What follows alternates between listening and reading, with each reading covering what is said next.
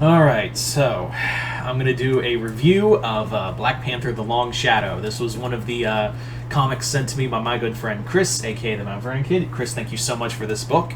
And yeah, this is the first 5 issues of the short John Ridley era of Black Panther, which is about, I think, the that just ended with issue 15 and is going to give way to the Ewing run, which is apparently going to be more like street level, more like it, from what I understand, it's more street level. But yeah, so that's all I can say right now because I don't know. But yeah, this comic is the best way to describe apparently the best way to describe this run of Black Panther is it's basically T'Challa's Born Again. It is more or less stripping away everything that was Black Panther and building him into something new. That's really what it is. And I can honestly tell you that's what I feel like it is that it is more, for lack of a better word, it is more or less Black Panther Born Again. And that's what the 3 volumes are.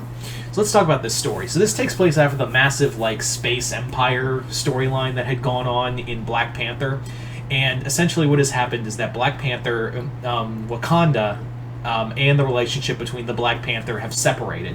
In that, the royal family is now like a figurehead, and there's now a parliament in Wakanda. And meanwhile, T'Challa's discovered that one of his old friends, Jai, who was also a deep cover agent, has been killed, and not only that, all of his Wakandan sleeper agents that he's had for years are now being picked off by a group of Wakandan hunters. So this comic is very much like a spy intrigue kind of story. It's very much in that vein.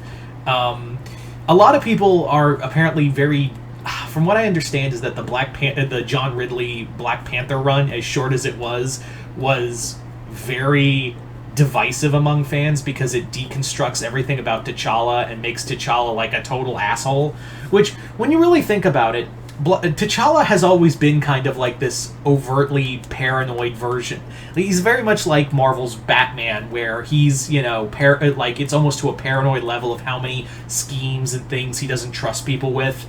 And that's been going on for decades. This is not new. I know people are like, oh, Ridley made T'Challa such a dick, and like he's such an asshole and so paranoid. And I'm like, have y'all read Black Panther in like the past 5 years or longer than that? Because yeah, he's been like that for a long time. Hell, I'll give you a perfect example.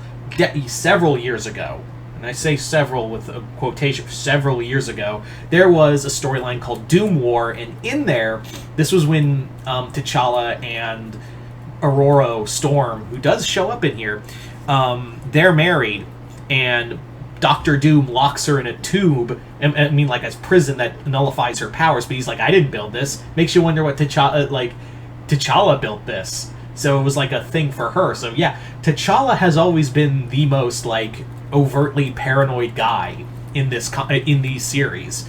And that's kind of really what we're getting at here, is chipping away everything that was the Black Panther and everything that was T'Challa. And I'm pretty sure the Eve Ewing run is going to focus more on a Black Panther that's going to be rebuilding himself now that he's no longer a part of Wakanda, even though he's still operating in there. But that's from what I understand.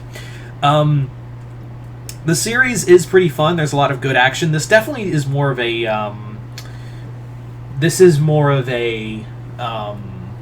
espionage kind of story. This is more like it kind of reminded me a lot of Skyfall, with the deep cover agents being revealed and being hunted by another organization.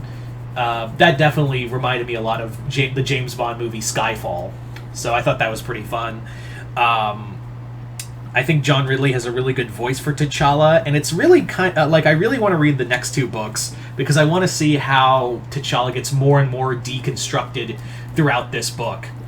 I will say though that I have no hopes for this Wakandan democracy, because here's the thing: this has been done before in the comics. Here's the thing: Marvel and to an extent DC love status quo. Look at Spider-Man. So, how many times has Tony Stark lost Stark Industries? How many times has Doctor Doom lost Latveria and got it back. And how many times has Thanos died and come back?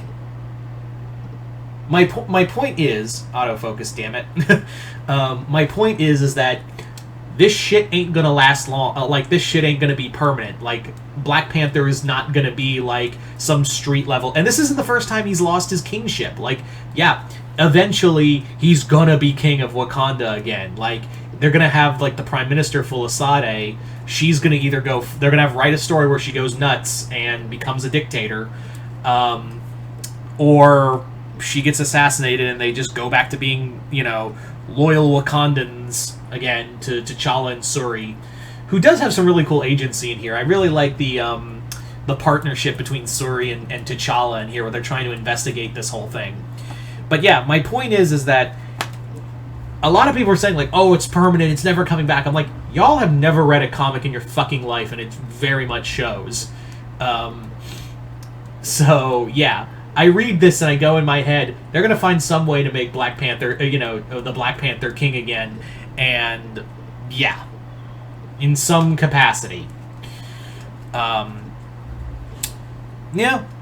I'm looking forward to this book. And seeing what book 2 and 3 have for this. I think it's just collected in 3 books, but so far it's been pretty good. It's a really cool mystery, and yeah, kind of like this. I really do like this kind of, like I said, it's very much like Black Panther Born Again. That's the best way to describe it. So you guys tell me in the comments below, what do you guys, if you've read it, what did you guys think of Black Panther The Long Shadow? Did you guys like it, hate it? Comment below, let me know. Once again, I'd like to thank my good friend Chris for sending me this book and the others. And other than that, hope you all enjoyed this. I'm Mr. Multiverse. I'll see you next time in the multiverse.